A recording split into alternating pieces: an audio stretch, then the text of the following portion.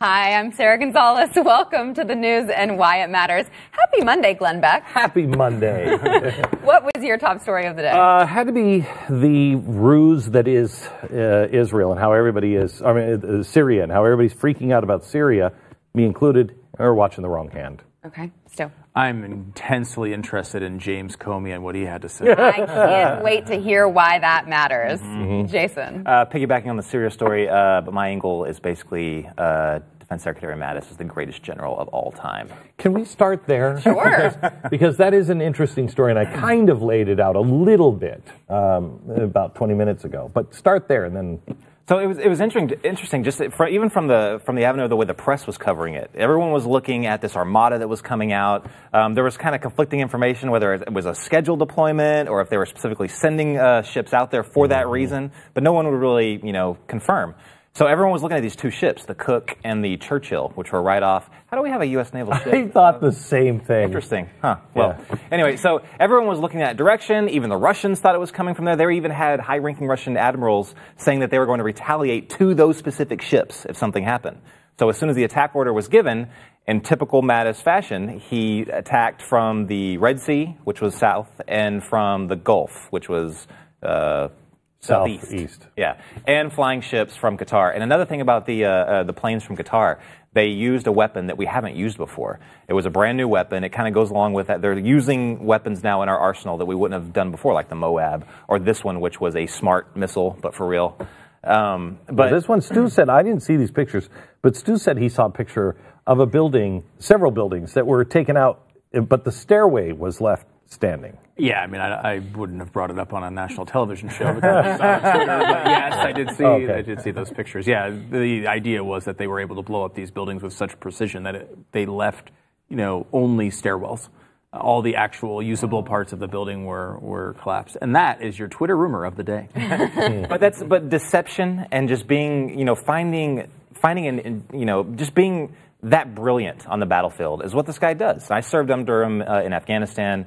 The Iraq strategy was basically, all his rapid deployment. He was using like things that hadn't been used since maybe, I don't know, like the Confederate War, where the South was trying to get, use ways to move forces very quickly into certain areas to surprise. That's what this guy's all about. And I mean, it's kind of interesting when you hear the guy talk that you're like, really? That's like, the crazy war hero because of the lisp and everything. Yeah. But he's such an amazing guy. I would have voted. I thought about writing his name in on the ballot for president he's that inspiring. He's just a really good guy. So are you concerned at all about Russia and the way Russia responded and said there will be a price to pay for this? Yes and no. So I think that they'll respond. I just don't think it's in the way that everyone thinks that they're going to respond. Russia, the last time they said that they were going to make us pay, exactly a year ago to the month when we did this. They didn't really respond. Russia is playing with a very weak hand in Syria. So a lot of people kind of they don't even really know what they actually have there. They have a very limited amount of hardware, planes, troops. But they have a very strong hand technologically. Yes. And so that is where they're probably going to make someone pay, whether it's the UK. They've been setting up the UK from the start on this. They really have. They even blame the UK for this false flag attack that they're saying was a false flag. You mean the chemical weapons strike? The chemical weapons. Because who was it that's now reporting that it's bogus? Many people are on the internet, but apparently no. But I mean, some real people. OAN exclusive. Is it OAN? Right? Yes. Yeah. I think we actually have that clip. Can we watch that? All right, and we do want to take you live now to Syria, where One America's Pearson Sharp is there on the ground. Pearson, what's the latest you've learned there? So we want to announce that One American News has an exclusive discovery. We went to Duma today. We got exclusive access and we were brought into the town of Duma where the alleged chemical attack happened. We were brought in with a government escort and shown the areas where the chemical attack allegedly happened. Not one of the people that I spoke to in that neighborhood said that they had seen anything or heard anything about a chemical attack on that day. Unbelievable. I mean, it was a government escort, so... Yeah. Would you imagine that? I mean, they tried to get us to go out. They've tried for a long time to get me to go to Syria, to meet with Assad and to, No, I'm not going to go with a government escort. I know exactly what I'm going to be shown, and it's nothing I want to see. I don't even know where to start with this. I really don't. Like I've been offered similar access to some of these war zones before. Specifically, like the first time I went to Iraq, we got offered to go in MRAPs from the Kurdish government at the time and take us out to certain areas, and we turned it down. Because you cannot trust what you're going to be shown if you do that. The problem is in areas like Syria is that there's a total blackout of any kind of information. You either have to go in, sneak in, and try to get information that way. That's really the only way you're going to get truthful information. But if your whole thing is if you're going under the protection of the Syrian government and you're just guaranteeing that nothing happened, because consider this. The actual OPCW hasn't even given access to this area that they're declaring themselves, they're exclusive, they're declaring that there's no chemical weapons attack. But the government hasn't even let the OPCW to go in there yet. They haven't let them. The only people they've let in is a couple news agencies that they're pushing propaganda, and you just allowed yourself to be a propaganda outlet. I gotta say too, if you have the 11 minutes to spare, it is wonderful viewing. At one point, they say they're investigating a hospital, and one of the doctors did say a bunch of people came in coughing, but that was just because it was particularly dusty that day. No, it happened. Legitimately in the report. That's what they said. Dusty. Like it gets dusty at times. Really dusty. What's frightening is there's so many people, so many news sources, and I use that lightly, on the right that are taking the Russian side on this. Russia is a bad player. I don't know what's wrong with us. We used to know that. We used to know that. They are in bed with Iran, bad players. Well, and Mitt Romney got hammered for saying that, when he was running for president. Yes, and the right stood up and said, no, that's true. Imagine what a different place we'd be in if that election goes the other direction. Because, here's a guy who actually took that threat seriously back in 2012. That changes a lot of things in a long sort of series of chain reactions. That puts us in a totally different place. Yeah. Okay, so tell us why, we're talking about Syria, but we're focusing on the wrong thing. So we're focusing on the wrong thing because we should be focusing on Iran and Israel. Israel is the target. I asked Jason to look some stuff up that I found years ago, and I couldn't recall, and I want to make sure before I said it on the air, this is true, right? Founded in the Washington Post, 1982. So 1982, they found basically an invasion force, a Russian invasion force, buried in the desert of Lebanon. And the Russians had taken these tanks, guns, missiles, ammunition, everything you need for a full-scale invasion, and buried it in the middle of the night, or several nights, and left it there for their invasion. Russia has been on the wrong side of Israel forever. The Al-Quds military, which Hezbollah and Al-Quds is Jerusalem. The idea is they are going to march in through Syria, through Lebanon, and then up through Gaza, and they are going to kill all the Israelis, and they're going to take Jerusalem back by force. This is end times kind of stuff with Russia and Iran. And so many people are, A, not paying any attention to it, and B, on the wrong side of it. Is there something that you think that the United States can be doing that they're not already doing to help in that respect at all? Does anybody know who's going over to open the embassy? Trump's not going over to open the embassy on that day, is he? I don't know. Okay, well, we should find out who's going over to open the embassy. We're opening the embassy on the day that Hezbollah is having their, March for land, or March of the Return, I think. March of the Return. Is it headed up by any high school students? No, it's not. No, it's not. Unless you consider the Iranian military, probably are some high school kids. Yeah, there probably are some high school kids. I think we just need to pay attention to it. We need to pay less attention to Comey and Stormy Daniels, and more attention to what's happening in that region. He's throwing shade. Great transition. I've got James Comey stuff to talk about. It's fascinating. And tell us why it matters. Make sure to do that. I'll get to that in a little while. Let's first listen to the clips, because the first one's about Russia. And, look, this investigation's been going on for a while. It is obviously important that it affects, the presidency. Did we get anything new, though, out of it? Here, watch the first clip. On Donald Trump? I think it's possible. I don't know. These are more words I never thought I'd utter about a president of the United States, but it's possible. That's stunning. You can't say for certain that the president of the United States is not compromised by the Russians. Yeah, it is stunning, and I wish I wasn't saying it, but it's the truth. I cannot say that. It always struck me and still strikes me as unlikely, and I would have been able to say with high confidence about any other president I dealt with, but I can't. It's possible. All of his credibility goes out of the window with that. Yeah, this is why I think this one's important, in that, like, James Comey, I think, if you were an outsider and you just flip on that show to watch, I think you look at Comey and he seems fairly credible. Like, he seems he's very calm. He's somewhat measured in the way he speaks. He seems very confident. He seems to know what he's talking about. But he seems to have this little thing in him where he can't help himself to go down these roads, where he actually at one point mentions the prostitute thing in Russia and what they're doing to each other. He wants to make sure that sound clip is out there. He's a little erratic when it comes to those moments, and in the end, I think that actually helps Trump quite a bit. I think he's the king of the headline. I think he knows in every interview everything he does, he knows what's going to make a headline. And like that clip right there, it was nothing.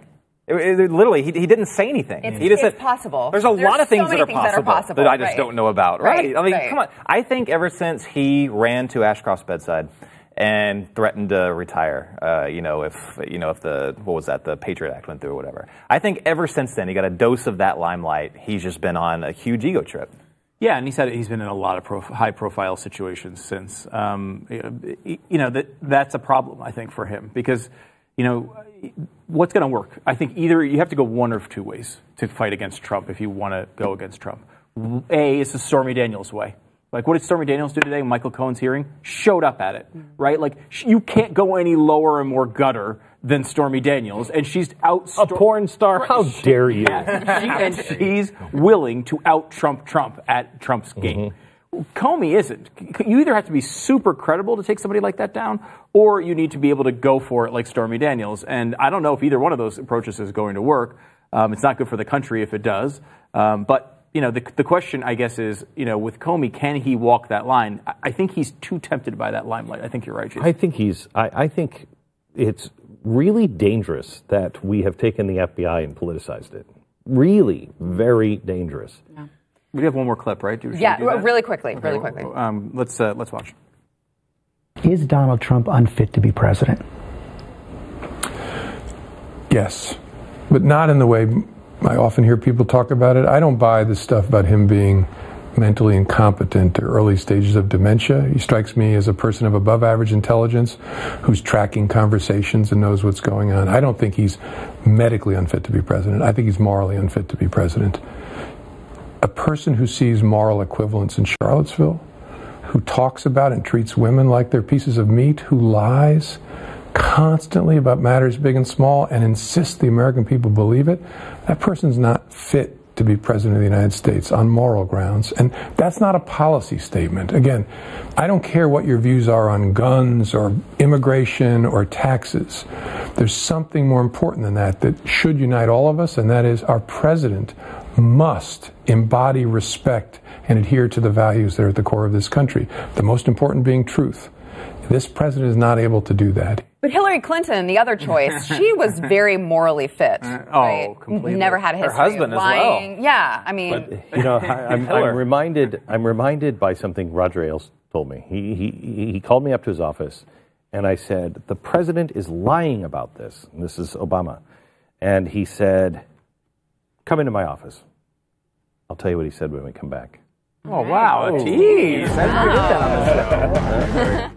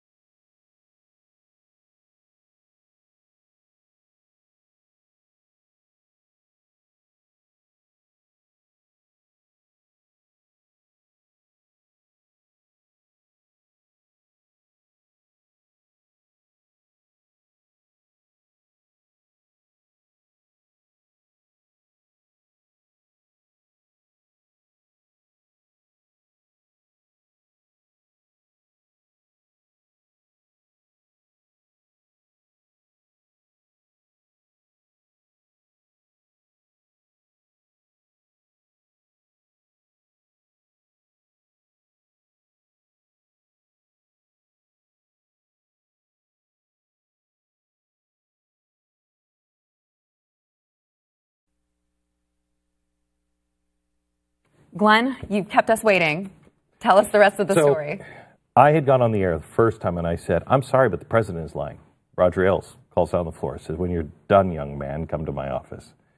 So I come up to his office and he said, let me explain something. The American people do not want to believe that their president is a liar. And I said, but he is. He is. And he said, I believe that, you believe that. I'm talking about Barack Obama.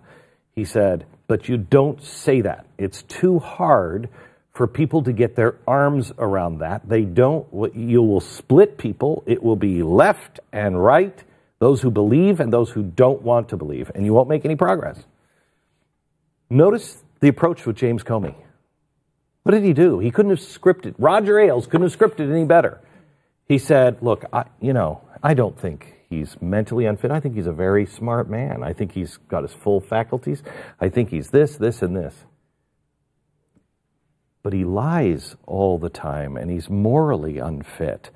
And the way he set it up for the average person who's not paying attention or is on the other side to say, he's a reasonable guy. He's not just going off half-cocked. He didn't just come out and say, he's a liar. And he did a lot of that in the interview. I mean, he did a lot of giving, knocking down the arguments of the left. And this is the problem with him, is I think he's going to have an issue if he doesn't have a constituency. Neither side likes him. The Trump people now hate him. The Hillary people hate him for what he did right before the election.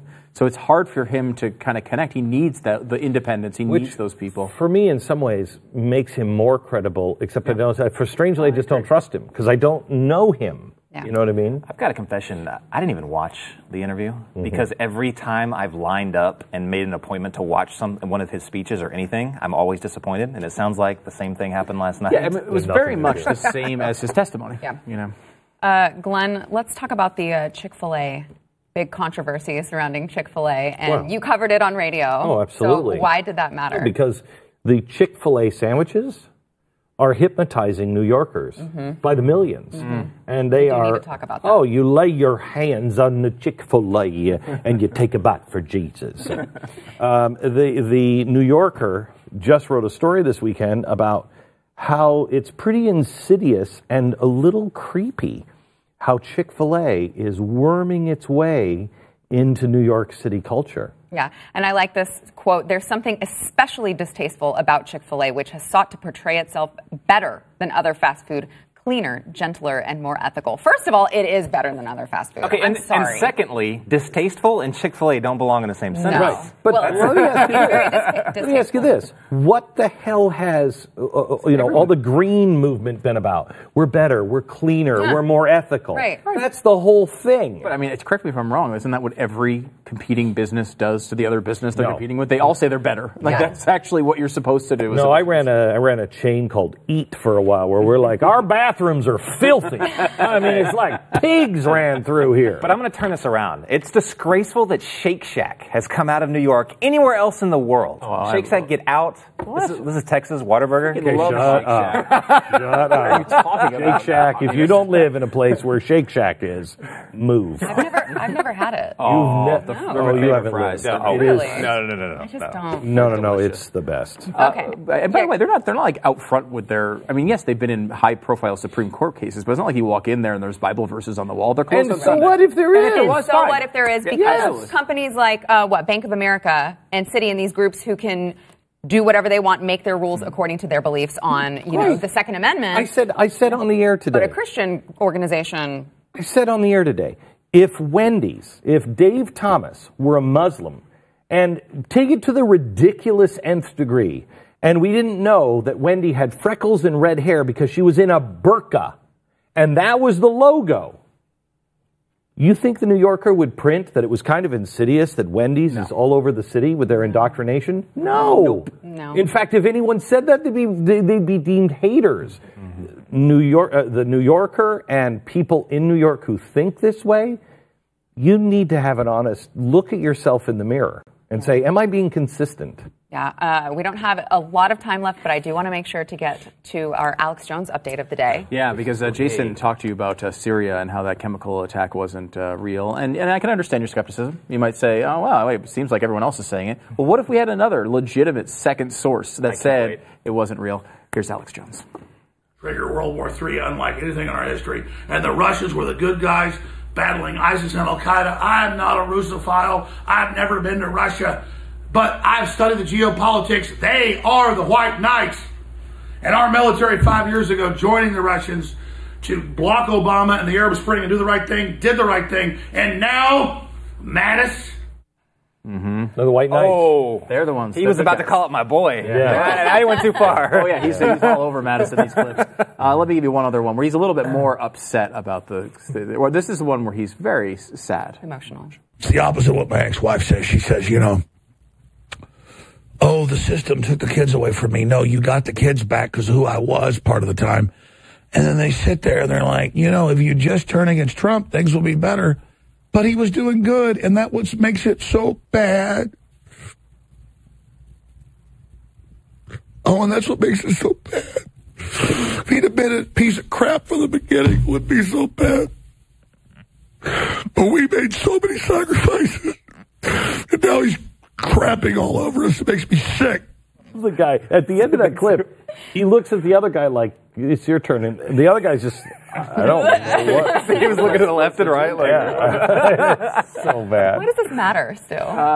It's very sad. I don't like when Alex is sad. Good to laugh. Good to laugh. It is good to laugh, and it shows you though who these people are aligned with. I mean, with Russia is the White Knights.